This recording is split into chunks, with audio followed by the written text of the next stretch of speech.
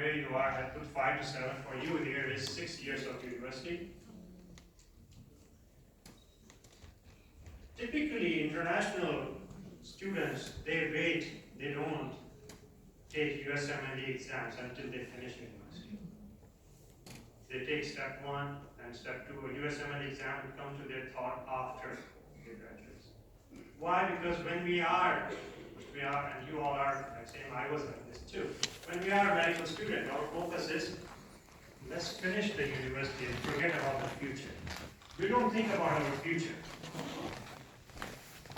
And all that our focus is just how can I get through. So typically international medical students or graduates, they don't take USMLE exam. They don't care about their future. Who cares? Let's have fun. And then they study 3 years, 2-3 years. I was talking earlier that I spent 3 years of my life studying for these USMLE exams after graduation. I made that mistake, and I'm here to say to you, don't make that mistake. So typically they do it, and then they get ECFMG certificate, then they take another exam, which is fast track, then they start residency. So if you compare these two options, a lot of times people say American system is very long, it takes 8 years to become a doctor. When you look at the international student, it takes 9-10 years to become a doctor if you're looking to work in the US, if you don't follow the right path. So today are accepted worldwide. So let's jump into next. What is the USMLE exam? That's our topic here. What are these exams are? So first of all, what is USMLE? You know, a lot of time we hear about USMLE, everyone says, yes, very good. It's USMLE, it's exam. You get a book, you put on your shelf. That's a USMLE exam. I had a book in my medical university and stayed on the shelf for 6 years. Big mistake. We don't look at it, what the exam is. Exam is different. It's different than any other exams. USMLE is not as your medical university type of exam. Even for Americans, USMLE is an exam which assesses physician ability to apply knowledge, concept, and principle towards patient-centered skill. Or in other words, USMLE exam where they are testing your knowledge, concept you learned in your medical university, and they are trying to see if you could apply those concepts towards practice of medicine. Or in other words, they want you to think like a doctor. So when an American student takes exam, USMLE Step 1 exam, which is after 2nd year of their medical college or university, they are already thinking like a physician. Big mistake we do it as an international students. What we do is when we are in medical university, first 3 years, we focus about basic science, we study those basic science. We don't think about what's going to happen to patient. Whatever we learn, we're just focusing about that learning process. We don't care about how those concepts are important towards practice of medicine. You want to be a doctor, you need to know how to apply those concepts. So USMLE is the exam which tests that can you apply those concepts towards practice of medicine. That's all it is. And that's why a lot of time it becomes very difficult because our brain is not thinking that way. The exam becomes difficult because they are patient-centered skill. We see a scenario with, I have a few questions to show it to you. We see a scenario of a clinical scenario and we think like, oh, I'm just an anatomy student. If you learn something in anatomy, how can you apply those concepts towards practice of medicine? That's the goal is. They want to prepare like a doctor from day one of your medical school. Exams are recognized worldwide in many countries. Some of them are Qatar, UAE, outside of the US, Israel, Lebanon, and this exam is becoming popular worldwide. If you have taken USMLE exams, there are organizations willing to give you job offer which is higher paid or different. So they know, organizations know that this exam has a good value. So how many are there? How many exams are there? Any idea? Anyone wants to say a number? This is my part. When I talk, I ask you questions. So you have to answer, because otherwise what will happen, those who in the back row, you may fall asleep. I don't want you to fall asleep here, okay? So we are going to have a two-way conversation. Otherwise, 60, 90 minutes are very difficult to sit. I sat in those lectures. I'm not giving, I'm going to have a two-way conversation with you. Agreed? Promise? How many exams? 3, it says 3. But how many total exams? 4. 4. There are 4 exams. First one is USMLE Step 1 exam, which is the basic science exam. What are the basic science subjects are? Anatomy, biochemistry, physiology, whatever you studied in first 3 years of your university. Step 2, which is a clinical science exam. There are 2 parts of step 2. This is where the confusion becomes. How many exams are there? Some say 3, some say 4. Step 2 has 2 parts. Part 1 is clinical knowledge, part 2 is clinical skills. Clinical skills is practical exam. And the last exam is called step 3, which is patient management exam. Step 1 and step 2 are for medical students, where step 3 is for a graduate. That's the difference. Okay? So let's look into it, what these exams are in more depth. Step 1. Throughout my presentation, I'm going to keep saying this word. They want you to think like a physician from day 1. They want you to think like a physician. Here's my advice to you. Whether you take USMLE exam or not, start thinking like a physician.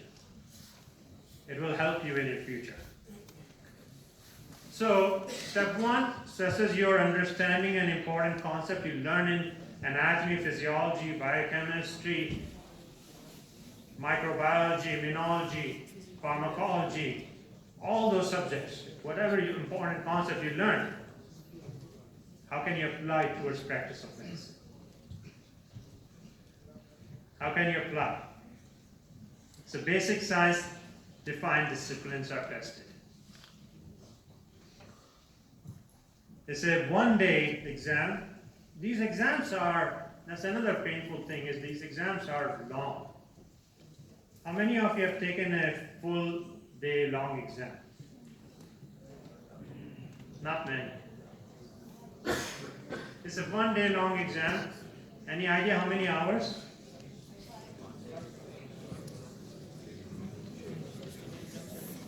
Okay.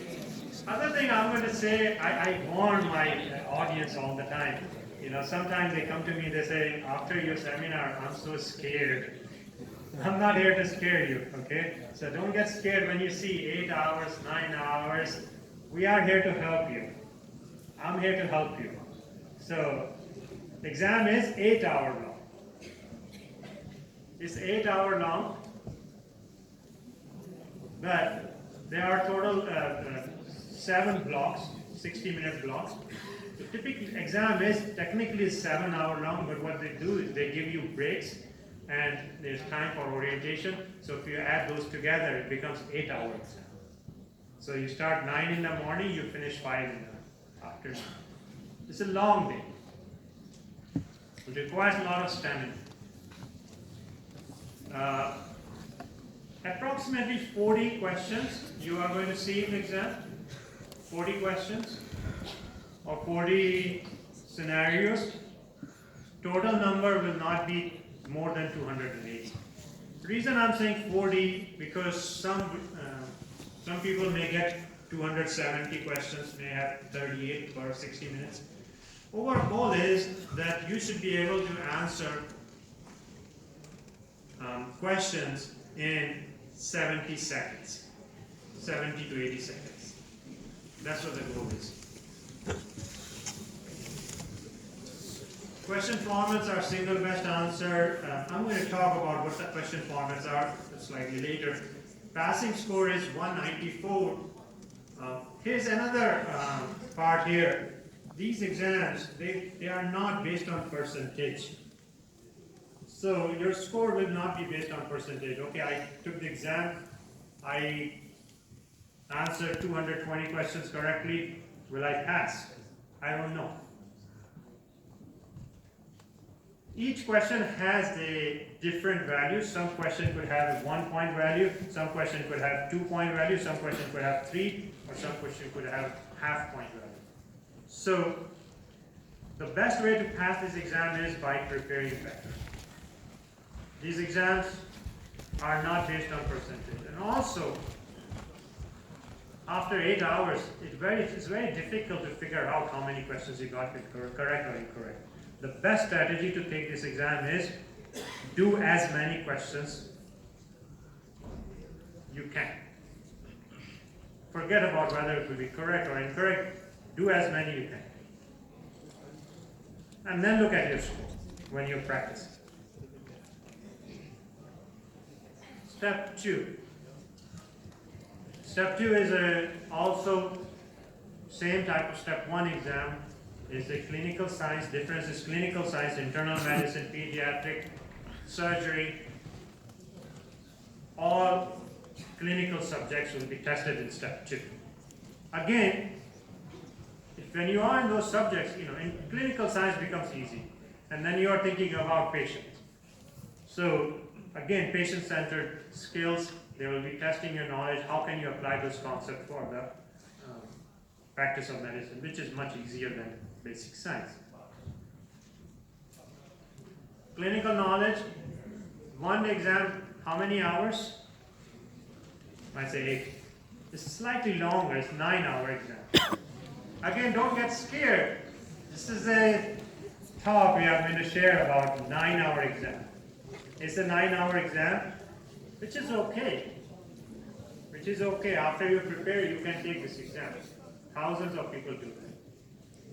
So roughly 8 blocks, 8 60-minute blocks, and then 1 hour for break and orientation. Passing score is 209. Just a number. I'm just sharing with you. Do you need to worry about what passing score is? At this point, no. You just need to know the number. Because again, the more questions you can get correct, better your chances are. That's the strategy of passing this exam. By the way, step 1 and step 2 exams are offered worldwide. I was trying, my goal was to find a location around here, and I just got engaged with a bunch of other things. So, but we will let you know location nearby later through university. It's offered in Europe. You can take the step 1 and step 2 exams, the clinical science exam. The part 2 of step 2 is called clinical skills exam, or we call it CS. It's a practical exam. It's offered in a simulated clinic. Simulated clinic is a clinic created to take the exam. There are no real patients, they are actors, but you have to go in, and what do you do in skills? What do you do in skills? Anyone here is in 3rd or 4th year? Or anyone has seen the patient so far? Okay. What do you do when you are in the clinic? Everyone starts laughing, right? If you don't know what you do in 4th year, what type of doctor you are going to be?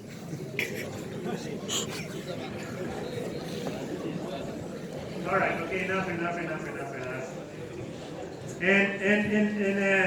in skills, what do you do?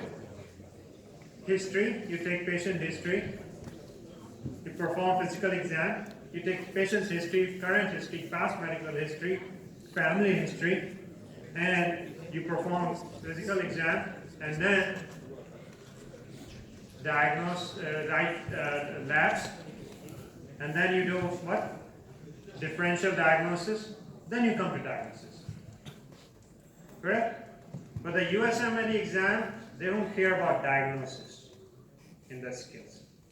Everything else will be tested. How do you take history? How do you perform physical exam? What labs you order based on your history and physical exam, and they will ask you to write differentials. That's what they will be testing you. What they call is 3 areas: CIS, ICE, ICE, and SEP. Those are communication and interpersonal skills, integrated clinical encounter, and spoken English proficiency. So repeat: communication and interpersonal skills, integrated clinical encounter, and spoken English proficiency. The 3 areas they will test you, and you must pass these 3 areas to get a pass score. There is no number, pass or fail exam. So exams are evaluated by standardized patients and medical evaluator. I used to evaluate clinical skills when I started my first job. And that's how I got engaged with USMLE. So they will look at it, different things, and you must pass. That's all. This exam is offered in the US, but first 2 are offered outside the US. Anyway, let's look at what type of question types this exam. Exam will have traditional multiple choice question. I'm sure you have seen multiple choice question, right? Yes, everyone? Yes. When I was a medical student back in '91,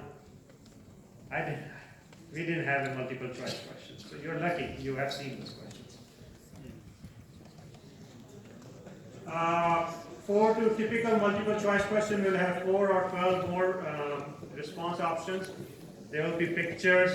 You have to pick one best choice. With the USMLE exams, just pick one best choice. If you don't know the answer, just pick anything, because there is no negative marking. But don't pick same answer for all 280 questions. Then Dr. Inder, you said to pick any question. I picked all that question and I failed the exam. By the way, moving forward from today onwards, one thing you promised me: fail is out of your dictionary. F-A-I-L. If you came today here to listen to me, just take out that word from your dictionary. Fail is out. Success, success, success. That's what will be the next thing. Don't be afraid of fail. Just get rid of it. Otherwise, that word will come to you and chase you out and scare you off. If you take it out of your dictionary, you will be much in better spot. What other type of questions? There will be something we call sequential item set. There will be typically one scenario and 3 or 4 multiple choice questions for that scenario. Multimedia, you will have some videos, some clips in the exam. Those are very easy questions, to be honest, when you see those pictures and multimedia. Hard sounds, typically 5 to 6 questions. Okay, let's look at multiple choice question. I'm sure you have seen these type of questions, right? Right? Everyone? No? What is the primary cause of anemia and chronic kidney disease? D? Those who are not saying, just pick something. Say B. Doesn't matter, I'm not testing you here, right? But at least have that courage to say the answer. Please don't be shy. B, D, D, D. You are good. You know this. You know this. D. Erythropoietin deficiency causes anemia in chronic kidney disease. Very good. Those who are in back, start saying some word, okay? Don't be scared. Look at all these in front. Promise?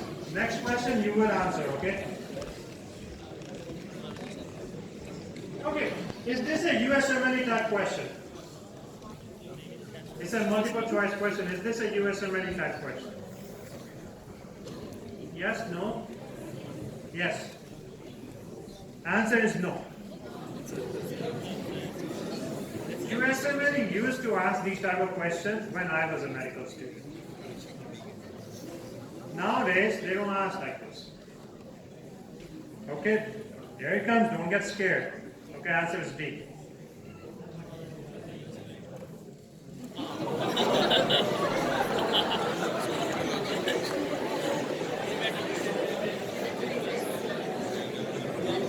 I said don't get scared. I'm not here to scare you, I'm here to share the information.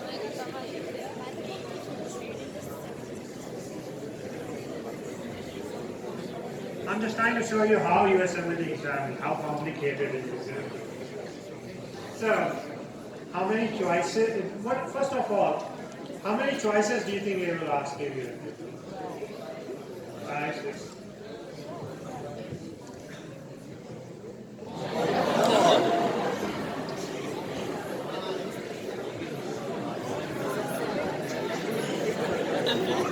Okay, this is all right. Okay, we are not.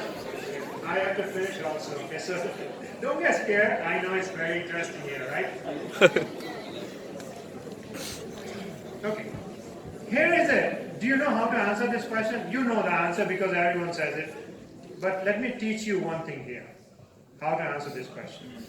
When you see these type of questions, whether it's USMLE or not, this is how I teach in Kaplan also.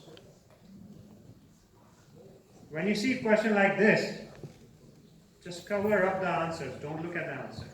Why? First of all, when you look at this question, you all were like, yeah.